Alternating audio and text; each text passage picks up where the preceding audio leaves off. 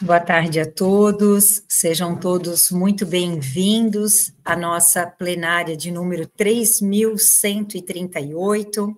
Hoje, além de nós estarmos aqui com todos os conselheiros de maneira online, nós também temos presentes na plenária a nossa conselheira Sônia.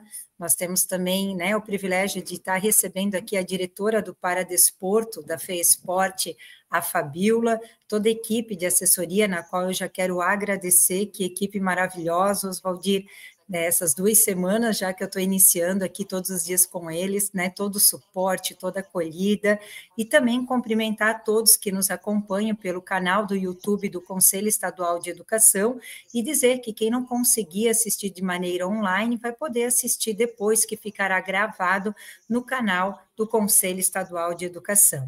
Então, hoje, né, dando início à nossa plenária em expediente, nós vamos ter a presença da nossa também conselheira Jeane, que hoje é a presidente da Fundação de Educação Especial de Santa Catarina, e nós estamos na Semana Nacional da Pessoa com Deficiência. A gente sabe, né, o quanto nós já avançamos enquanto país, principalmente enquanto Secretaria de Políticas Públicas, de legislações, mas muitas vezes, né, desconhecemos o trabalho que é feito aqui no nosso estado. E ninguém melhor do que a Jeane para trazer toda essa vivência, toda essa experiência que a Fundação Catarinense de Educação Especial, né, proporciona para todos os estudantes de Santa Catarina. Então, dando início à nossa plenária, né, os conselheiros já colocaram suas presenças, eu solicito e convido nesse momento a nossa conselheira Jeane, né, como eu já mencionei, a presidente da Fundação Catarinense de Educação Especial, para dar boas-vindas e falar conosco de um tema tão importante que é a educação especial, um tema que carece e merece uma discussão, e nada melhor do que este conselho para que possa, né, fazer essa discussão. Então, seja muito bem-vindo, Jeane, e a palavra é com você. Muito obrigada, uma boa tarde à nossa presidente Patrícia e demais todos os conselheiros da nossa mesa diretiva. É uma honra e uma satisfação estar inaugurando, voltando a ter as plenárias agora, né, o canal no YouTube. Eu acho que é extremamente importante a gente estar demonstrando o trabalho do Conselho e estar trazendo essa pauta, como a Patrícia falou, eu acho que nunca se discutiu tanto em educação especial, né? E a gente sabe os motivos e a razão do porquê nós estamos com tantas demandas nessa área. E eu venho, então, apresentar para vocês a Fundação Catarinense. Eu vou pedir para o pessoal da equipe projetar a apresentação.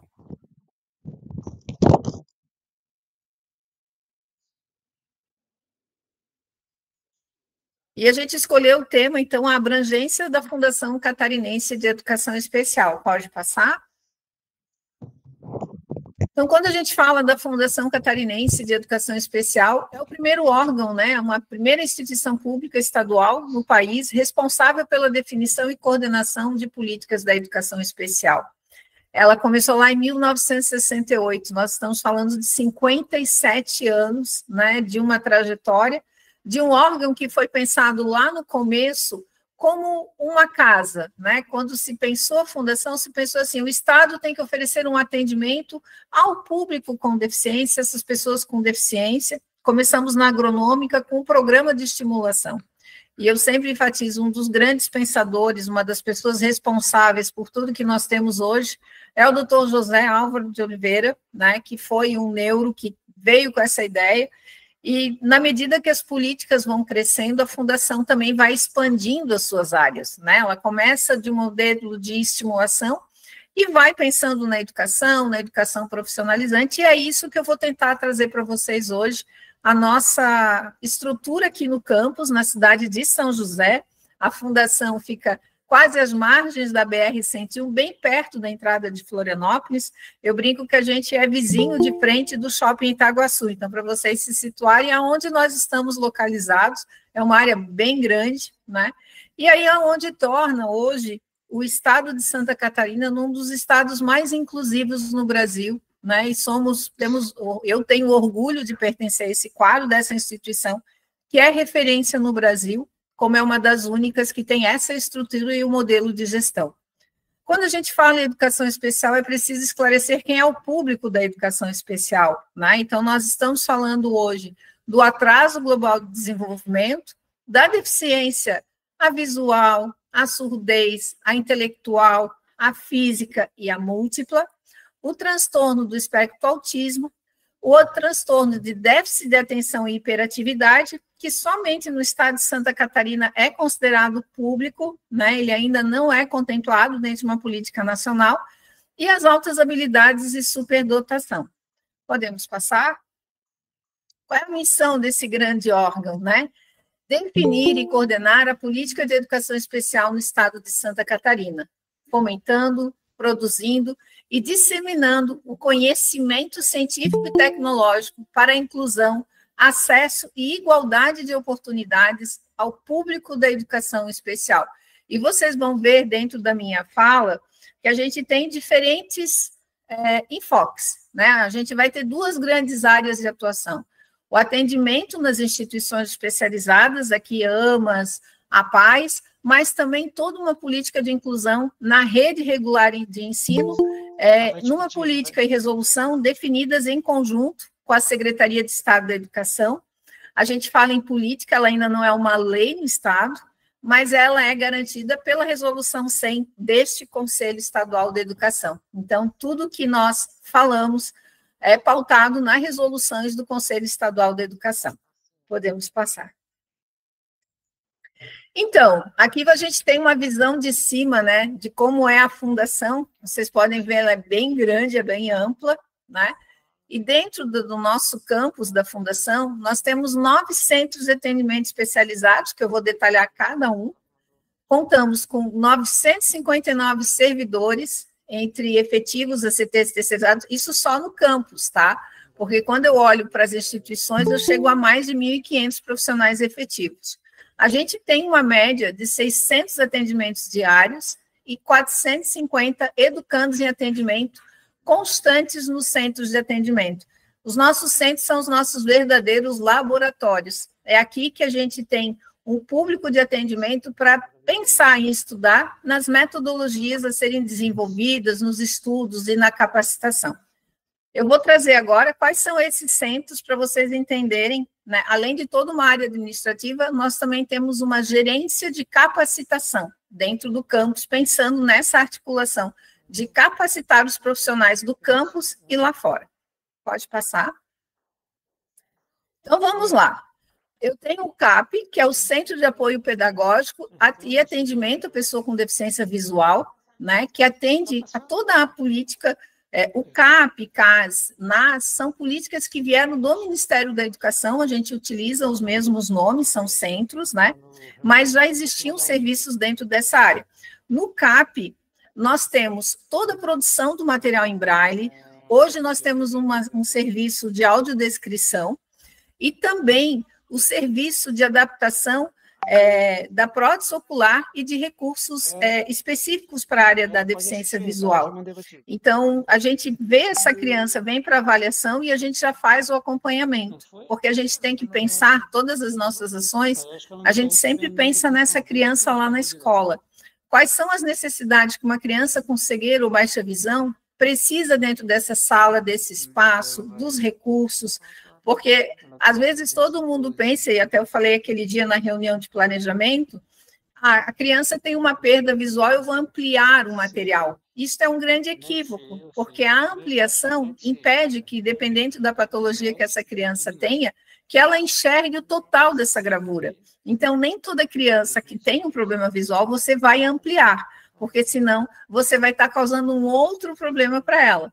A gente tem hoje leitores de telas, tem várias tecnologias nessa área, mas nós somos defensores de que se a criança é alfabetizada por meio da leitura e escrita, a criança com deficiência visual também deve ser. E aí ela tem que ser alfabetizada pelo sistema Braille, porque aí ela vai conseguir acompanhar e desenvolver todos os sentidos remanescentes. Nós temos o CAIS, que é o Centro também de Capacitação e Profissionais da Educação e Atendimento a Pessoas com Surdez. Nós temos turmas aqui experimentais de AE nessa área, dentro de uma política de educação bilíngue. Nós defendemos a política e a criação de escolas na área da educação bilíngue. A criança, ela aprende uma língua por imersão, e é nesse sentido. Mas a gente também trabalha com a capacitação desses profissionais. Aí, quando a gente pensa lá na rede, nós temos intérpretes, temos professores bilíngues, temos os professores de Libras, que precisam desse suporte. E dentro do CAIS, nós temos a Central de Libras, que é um atendimento direto ao surdo cidadão. Qualquer surdo, quando vai para um atendimento, ou um médico, ou até uma questão de ir na justiça, eles solicitam um intérprete e eles é atendido diretamente pela nossa equipe. Nós temos um Centro de Educação Física e Cultura, onde a gente discute, e juntamente com a FESPORT, a gente tem essa honra de trabalhar com o desenvolvimento do Parajasc, com o desenvolvimento do Paradesporto. Lembrando que o Paradesporto, gente, ele começa na escola, e nós precisamos qualificar os professores de educação física em atender essas crianças também e ter os recursos e as estratégias necessárias para atender, como também na cultura, quando a gente fala de toda uma acessibilidade cultural. Nós temos o Centro de Avaliação e Encaminhamento, o SENAI. Ele, além de avaliar aqui, ele capacita as diferentes equipes, tanto das instituições e também de municípios, a como fazer essa avaliação multidisciplinar, como trabalhar com avaliação diagnóstica, e nesse setor nós temos toda uma questão de benefícios, né? A gente ouve muito falar da pensão especial, que é definida por essa equipe, e temos as carteiras do autista, do passe livre, e agora também da fibromialgia, que são programas que a gente desenvolve juntamente ao Senai. O próximo. Nós temos o Centro de Reabilitação Ana Maria Felipe. Esse é um centro que trabalha o programa de estimulação precoce e a reabilitação. É o mesmo projeto e a mesma forma que a gente procura estar fazendo com as instituições especializadas, todo atendimento às crianças de 0 a 5 anos e 11 meses. Temos o Centro de Educação e Trabalho, onde nós desenvolvemos o programa de educação e trabalho e a questão da colocação no mercado de trabalho. Temos o CERTA, o Centro de Referência de Tecnologia Assistiva, que a gente faz toda a adequação de cadeiras, comunicação alternativa e diferentes tecnologias assistivas que nós podemos estar ofertando. O Centro de Educação e Vivência, eu digo que ele é a nossa mini-APAE, nós vamos ter programas pedagógicos com crianças de 6 aos nossos idosos, né? A gente ouve falar tanto na educação ao longo da vida, e é um centro que desenvolve e trabalha essas propostas. E nós vamos ter o núcleo de altas habilidades e superdotação, né? Que o núcleo, ele existe aqui em Florianópolis, mas hoje nós já temos 26 polos implantados em escolas estaduais também. Quando eu olho a síntese de tudo que a gente faz aqui, a gente vê esse trabalho também nas instituições e nas diretrizes de atendimento estabelecidas pela Fundação. Podemos passar? Então, vamos falar um pouquinho das instituições, né? Nós temos hoje os Centros de Atendimento Educacional Especializados, que são credenciados junto ao Conselho Estadual de Educação. Nós não temos no estado de Santa Catarina as escolas especiais, mas temos os centros com programas, né? E obedecendo, claro, a questão da idade escolar obrigatória e a permanência desses alunos no ensino regular. Nós temos hoje 241 instituições credenciadas com a Fundação. A grande maioria são APAES, nós estamos chegando a 200 APAES no estado de Santa Catarina, em torno de umas 40 AMAs, e mais ou menos 5 na área da deficiência visual e 6 a 8 na área da surdez em todo o estado. Dentro desses convênios, nós estamos atendendo hoje aproximadamente 30 mil educandos matriculados, e temos o repasse através do programa do governo, né, investimento para a contratação de profissionais, hoje em torno de 343 milhões. Esses recursos são destinados para a contratação e manutenção dos atendimentos. Há pouco o conselheiro Tito me perguntava, estão fechando as escolas especiais. Isso não é a realidade do nosso estado, a gente não trabalha com a escola, mas os centros têm um atendimento de referência, de acordo com a política, e o estado de Santa Catarina, ele investe. Então, essa situação não ocorre no estado, muito pelo contrário, existe um fortalecimento do atendimento que é feito lá, porque são crianças, né, que não frequentam as escolas ou um público com faixa etária diferenciada. Pode passar? A gente fez esse lançamento, a gente pegou olhando, né, tudo que a Fundação faz, nós tentamos qualificar esse processo, criando o programa Agente Especial, que foi lançado em março de 24. É uma inovação, tentando simplificar a burocracia que existia nesses repasses, mas também, ele, por prever uma duração de 5 anos e trazendo os programas todos para um modelo de formato único, você tem um maior controle e maior transparência do uso dos recursos. E quando a gente fala em instituição especializada, cabe aqui dizer, todas elas, para receber esses recursos, elas precisam seguir as diretrizes da Fundação Catarinense de Educação Especial, a política do Estado, e bem como prestar um atendimento de qualidade. As nossas equipes acompanham e monitoram todo esse serviço que é realizado nas 240 instituições e que temos todo um sistema de matrícula e acompanhamento. Então, a gente entende que hoje o Estado, ele pactua para um atendimento, né, de diferentes áreas, e por isso o programa é de extrema importância não só para o Estado, mas como para as instituições que realizam atendimento lá na ponta. Próximo. E falando, então, na rede estadual de ensino, né? Hoje nós estamos com 37.229 estudantes na educação especial matriculados na rede estadual de ensino. Aí aqui a grande diferença né, alunos que a gente não tem no estado de Santa Catarina, há muitos anos a gente optou em não trabalhar numa perspectiva de inclusão total, porque a gente entende que tem crianças que, pelas necessidades e o baixo nível funcional, ficam atendidas nas instituições. As demais, todas, devem frequentar a rede pública de ensino, seja estadual ou seja municipal. Eles estão distribuídos em 1.773 turmas de atendimento educacional especializado. Quando a gente fala de AE, é o atendimento no contraturno, né? Ele deve ser realizado numa sala com professor especializado, e ali são trabalhadas as coisas específicas do transtorno ou da deficiência, né? E hoje é o nosso maior entrave, porque hoje as famílias estão se apoiando na presença do profissional do segundo professor e deixando de levar os seus filhos ao atendimento educacional especializado. E isso é extremamente difícil, porque é a base do suporte. A gente só vai dar conta do processo de inclusão quando a gente trabalhar com esse tripé, o professor da sala, o professor de apoio ou segundo professor, com o atendimento educacional especializado. O momento que ele está na escola é para ele aprender e adquirir os conteúdos que lá estão sendo passados. E o professor do AE vai trabalhar as questões específicas da deficiência e do transtorno e pensar, juntamente com o professor e o segundo professor, as estratégias e adequações necessárias. Quando a gente não consegue trabalhar com esse grupo coeso, alguma coisa vai falhar. E a não presença no AE tem causado muitos transtornos no dia a dia da escola. Nós tivemos esse ano mais de 10.250 processos de inclusão de alunos no serviço de educação especial, que aí a gente vê muito a questão da análise do segundo professor. Hoje, por causa da hora atividade, a gente está precisando ter mais de um segundo professor, né?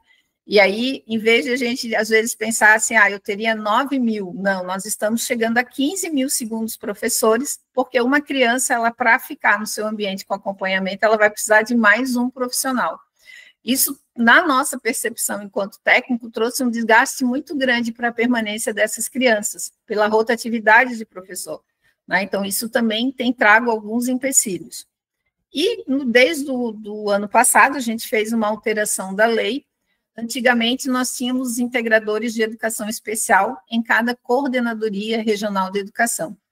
Esse cargo foi extinto, nós estávamos sem uma pessoa representando, e agora nós conseguimos, com uma alteração e autorização do governo, em colocar um profissional efetivo da Fundação, junto às coordenadorias, para prestar o suporte ao processo de inclusão, a orientação aos professores, acompanhamento de alguns alunos, e hoje nós estamos com 38 responsáveis de apoio pedagógico da Fundação, junto às coordenadorias. Eu reforço, são servidores efetivos do quadro da Fundação, que estão lá prestando um atendimento nós temos alguns servidores ainda como segundo professores, que são efetivos, que eram professores que estavam nas APAES e que agora estão indo para a rede regular de ensino, e ali a gente torna assim, um trabalho fundamental de acompanhamento pedagógico de todo esse processo.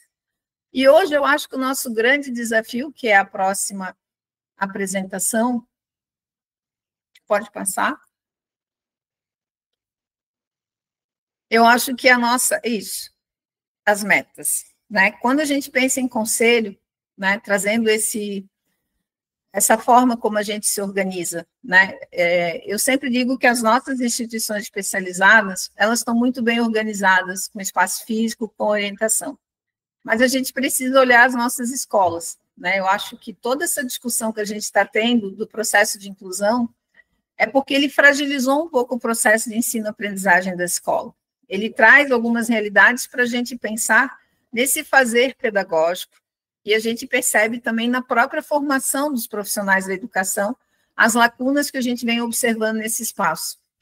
Então, a gente tem duas situações que são fundamentais, além de todas que são corriqueiras, que é uma revisão que a gente está no conselho da nossa SEM, né, atualizando algumas situações e que a gente precisaria finalizar isso, né, e dar o start dessa divulgação. Não é uma mudança, são ajustes para uma melhor compreensão até do público lá fora, a gente não está mudando regra, a gente só está trazendo informações complementares para deixar bem claro, né, principalmente quem é o público das instituições e quem fica na rede regular de ensino, como é organizado o CAESP, e também nessa questão de quem é o segundo professor, quem é o professor de apoio, com essa diferenciação. E o maior desafio que eu acho que a gente tem hoje, quando a gente olha os processos e vê a municipalização do ensino, é pensar numa unificação de políticas públicas do atendimento da educação especial. A gente precisa sentar e discutir com os municípios, né? O Estado, ele vem, quando a gente lembra desde o momento da integração à inclusão, a gente vem caminhando, né? E tem histórias, a gente tem acertos, teve revisões, a todo momento a gente está atualizando as propostas, as diretrizes, mas os municípios precisam ser olhados, né? Eles têm assumido a responsabilidade da educação básica, do ensino fundamental agora, séries iniciais e finais, e a gente percebe que essa parte parece que ficou no esquecimento, né? A gente vê que eles assumiram, mas ainda não entenderam essa organização necessária da educação especial nos seus municípios junto à rede. Pensar quem são os públicos que estão lá e nas estruturas necessárias. Às vezes, eles têm se deparado muito com a contratação desses profissionais, a gente vê isso, os municípios também estão enchendo a sua folha, mas, como eu falei, não é só garantir o auxiliar em sala, nós precisamos dar o atendimento de qualidade e organizar alguns serviços. E agora, com a questão do autismo, a gente vê o aumento de, vamos montar um centro de autismo, vamos fazer as salas, né, de acolhimento ou sala de controle de crise.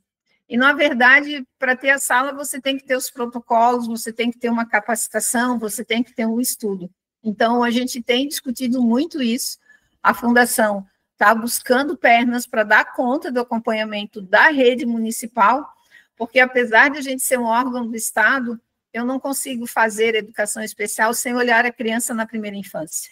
É lá que eu consigo trabalhar com a prevenção, e a gente tem entendimento que uma criança, quando ela é bem estimulada, e quando ela fica nos 3 primeiros anos, tendo todo um acompanhamento do AEE e do segundo professor ou profissional auxiliar, depois ela consegue andar sozinha. Ela não precisa isso. Quando o atendimento é sistematizado no começo, o AE depois vai ser um suporte, mas essa frequência ela tem que existir. E a gente precisa juntar forças agora, Estado e município, para a gente fazer esse círculo andar, né? Porque a gente percebe a necessidade de investimento nas duas redes. Eu tentei, Patrícia, trazer um pouco, né, do que é essa visão, e eu estou aberta, acho que, aos questionamentos para a gente poder complementar com mais dados, assim, que se fizerem necessários. Obrigado, conselheira Jeane, né, queremos te agradecer toda a explanação, um tema tão importante, a preocupação, como você colocou, né, porque a gente possa ter essa mudança da nossa resolução 100, ninguém está mudando legislação, até porque a gente segue a situação federal, a gente tem a autonomia do sistema e está sendo dialogado junto com a Secretaria do Estado da Educação, um GT que está sendo estudado, e coloco aqui a palavra, né, para os conselheiros. O Raimundo já está inscrito. Raimundo, bem-vindo, por favor. Boa tarde, presidente Patrícia, boa tarde a todos, principalmente a conselheira Jeane. Conselheira, por certo, eu sou incansável em elogiar a Fundação Educação Especial, na qual há mais de 30 anos, desde que passei na reitoria da UDESC, né, que acompanho passo a passo esse belo trabalho que o Estado de Santa Catarina vem desenvolvendo. Mas, curiosamente, Jeane, esse final de semana, eu me questionei que país é esse? Porque recebi um documento de uma ação direta de inconstitucionalidade, que é a DI 7796, que está ainda circulando no Tribunal de Justiça, questionando os convênios e os repasses de verba pública diretamente a instituições especializadas como a PAI, né? Justamente para atendimento e educação de pessoas com deficiência. E a surpresa é maior ainda, porque isso teve origem justamente na Associação de Síndrome de Down e da Federação Paranaense de Down, né? Alegando que estaríamos privilegiando a educação especial em detrimento da inclusão escolar. Mas, em vez de essas instituições fazerem uma luta para ampliar esse espaço, né, entendendo que a inclusão não está só em sala de aula, mas a inclusão está em todos os setores, né? Então, assim, uma ação de inconstitucionalidade desses repasses públicos. Então, assim, me deixou triste, porque eu vejo o trabalho que as APAES nesse estado, dessas 200 APAES, pelo menos essa é a informação que eu tenho, vem trabalhando no estado, de criar uma situação de inconstitucionalidade desses repasses de poder público diretamente a essas instituições que atendem as pessoas com deficiência. Essa é só a minha manifestação, Gerê. Elogiando mais uma vez a Fundação Educação Especial. Eu posso só explicar? Essa ação ela é movida muito principalmente no estado do Paraná, né? Porque lá eles tinham escolas especiais e o estado ele não tinha uma organização de uma política de educação inclusiva, né? Ele vinha delegando e tirando as crianças para as escolas especiais. Então houve esse questionamento, conselheiro Raimundo, isso ainda está em vertente, mas existe já um grande movimento contra, e é como o estado de Santa Catarina, eu falo, ele tem uma organização muito clara. A gente não está tirando ninguém da escola, a não ser com uma avaliação, a gente tem serviços organizados, eu acho assim, ó, a gente tem a criança de 0 a 6 anos é atendida na estimulação precoce, depois essa criança está na escola com o suporte, a gente tem desde o AE também, para os de baixo nível de funcionalidade. Eu acho que é uma questão de organização de fluxos, né? A gente aqui, dentro dos CAESPs, a gente não tem essa leitura e nem o governo, mas isso existe no Brasil, porque a gente sabe que muitos estados não têm uma política constituída de repasse, né? E ali foi feito isso, foi retirado, e o Ministério Público vem questionando o não investimento, talvez, em algumas escolas, mas eu acredito que isso é uma situação que logo vai ser apaziguada e que está sendo discutida, né, para melhor, mas essa dúvida nós não temos no estado de Santa Catarina e nem pretendemos estar retirando, porque hoje o trabalho que as instituições, como o senhor mesmo faz, né, eles são referências e não é um trabalho que a escola faz. É um trabalho diferenciado, é uma outra política, uma outra vertente de atendimento, e as nossas escolas continuam com o processo de inclusão ao público que ele tem que atender. Obrigado, conselheiro Raimundo. Jeane, algum conselheiro mais gostaria de se manifestar? Enquanto isso, eu quero agradecer também a participação de quem está nos acompanhando, né, pelo canal do YouTube. A superdotação no mapa coloca que, principalmente, a gente precisa repensar a formação, quando a Jeane coloca a formação enquanto política pública, unindo esse regime de colaboração, Estado e município. A gente sabe que tem uma divergência, até porque temos, né, realidades diferentes, mas a política pública, ela consolidada com certeza, e este é o caminho que está tendo, né? A Karen Ângela também aqui participando, a Vanessa, e a preocupação maior é que traz, né, que o sistema educacional deve se adaptar e responder à realidade de cada deficiente, de cada estudante. E também isso está previsto, já está sendo estudado na Resolução 100. A Secretaria de Estado da Educação, né, tem feito essas formações, o que a Giane colocou da importância de cada CRE ter esse profissional agora da fundação para que possa ter esse alinhamento, né? E a gente sempre coloca que são estudantes de Santa Catarina, né? Independente da rede, são estudantes de Santa Catarina. Algum conselheiro mais gostaria de se manifestar? Eu só até estava falando ali de altas habilidades, né? Até para trazer, hoje o MEC está numa revisão da política na área do atendimento, a área da superdotação, né? Altas habilidades superdotação. A equipe representando o Estado de Santa Catarina está juntamente nessa análise, e hoje toda a nossa parceria com a Secretaria de Estado da Educação, né? A gente tem que lembrar que a gente teve um programa de alfabetização, tinham representantes da Fundação nessa discussão. Agora nós estamos de novo na educação profissional, né? E também os nossos servidores estão participando ativamente, porque hoje nós temos um grande grupo de alunos que frequentam o ensino médio durante um turno e no contraturno já vão se qualificar profissionalmente, então a gente tem que sentar e alinhar essas políticas e essas informações. A gente sabe agora que vamos ter um lançamento do governo, a Educação Levada a Sério, que também vai prever capacitação, e a gente também está atuando, discutindo de que forma é melhor, porque a gente não adianta falar só em formação, a gente tem que pensar em programas de formação continuada, e isso é algo que Fundação e SED vem trabalhando, esse modelo, né, o que é uma formação continuada nessa área, também de olhar que hoje a gente sabe que o autismo está aí, a gente precisa qualificar esses profissionais. É uma área que tem muitos temas, tem diferentes abordagens, mas a gente tem que sempre lembrar das práticas baseadas em evidência científica, né, que a gente não pode cair na parte de ser uma moda, né, e olhar, como eu falei, a gente precisa ver quem é o público que está nas escolas e pensar nas diferentes estratégias para cada um, para qualificar o professor, né. Hoje a gente tem uma formação muito rasa, então a gente precisa agora pensar nessa formação e até, quem sabe, numa segunda formação para melhor qualificar esses profissionais hoje que estão atuando. Obrigado mais uma vez. Conselheira Sônia, por favor. Boa tarde, conselheiros. Boa tarde quem está no YouTube nos acompanhando. Giane, é muito bom ouvir você falar da Fundação, né? A gente entender esse processo que é tão importante e, assim, tão exclusivo, eu acho que do nosso Estado, né? A gente precisa valorizar muito isso. Eu queria te perguntar, em relação ao monitoramento e avaliação como num todo, como é que é o procedimento nesse sentido que a Fundação faz para acompanhar essa diversidade toda do nosso Estado? Então, hoje nós temos todos os dados, qualquer aluno para entrar numa instituição especializada, ele tem que ganhar o aceite da Fundação, né? Somos nós que autorizamos a frequência, inclusive para retirar um aluno de uma escola, que todo mundo, ele tem que sair da escola para pai ou para ama, né?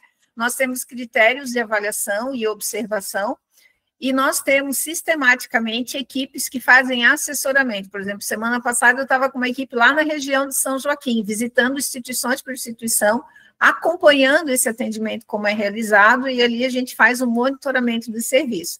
E do AEE, conjunto com a Secretaria de Estado da Educação, a gente também está em assessoramento agora nas regiões, né, acompanhando os serviços, juntamente com as responsáveis de apoio pedagógico agora, fazendo, mas a gente tem que sair daqui, pegar a estrada, né, e olhar lá na ponta, até porque quando a gente vê, até às vezes um segundo professor, quando vê a análise, a gente vê papel, né, e às vezes a gente precisa estar lá na escola, ver essa criança, acompanhar de perto essa situação e ver as necessidades, às vezes a gente precisa estruturar esse serviço, então as equipes, eu preciso até aumentar, porque a gente tem, o público acaba sendo pequeno, mas a gente precisa estar lá. Não adianta eu ficar aqui, a gente recebe muitos vídeos de orientação, e até é importante, sabe, Sônia, a gente entender, as pessoas entenderem, o segundo professor ou professor de apoio, nós do Estado, nós não damos por aluno, né? Nós damos por turma, mediante toda uma avaliação e acompanhamento. Às vezes, se a gente tem dúvida, a gente pede um vídeo desse aluno, né, para poder ver se é necessário ou não, mas senão a gente teria mais de 30 mil, segundo professores, né? Mas é esse cuidado que a gente tem das equipes, por isso que às vezes a avaliação já é feita por mais de um ano, né? Não precisa todo ano, dependendo do diagnóstico, ele já fica com a presença desse profissional, mas a gente precisa acompanhar com o responsável, como falei, e com a equipe indo em loco verificando.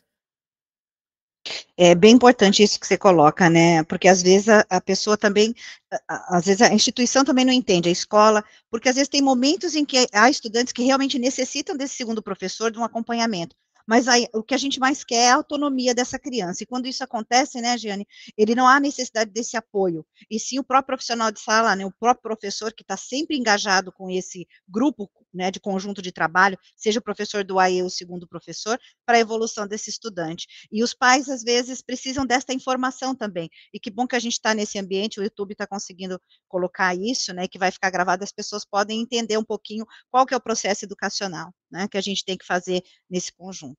Tá bom? Obrigada. Obrigado, conselheira Sônia. Mais alguém inscrito? Então, eu quero agradecer de maneira muito especial, né, a Jeane por ter colocado, né, esse seu tempo à disposição, seu conhecimento, agradecer quem está nos acompanhando pelo YouTube, que vai ter oportunidade de assistir depois também, a todos os conselheiros, de maneira muito especial, toda a equipe do Conselho Estadual de Educação, né, equipe técnica, eu sempre digo, quem está nos bastidores nos auxiliando, para que a gente possa fazer essa transmissão, e dizer que esse início de diálogo, Giane, sobre a educação especial, nós já conversávamos na semana passada, né, hoje você traz uma introdução do que hoje a Fundação Catarinense de Educação Especial oferece e que a gente vai ampliar cada vez mais com outros segmentos, né? Conselho Estadual, Fundação Catarinense, Secretaria do Estado da Educação, nós temos a Assembleia, nós temos fóruns, a gente precisa discutir, porque quando vir para essa casa, que é o Conselho, aprovar qualquer legislação, sempre quando a gente tem essa discussão ampla, tudo fica mais tranquilo, até para que os conselheiros possam ter, né, a certeza do que está sendo aprovado e o que foi discutido. Então, muito obrigado, Jeane, muito obrigado a todos que nos acompanharam, né, pelo canal do YouTube, que a gente encerra nesse momento o canal do YouTube e a gente vai seguir agora com a nossa plenária. Muito obrigada.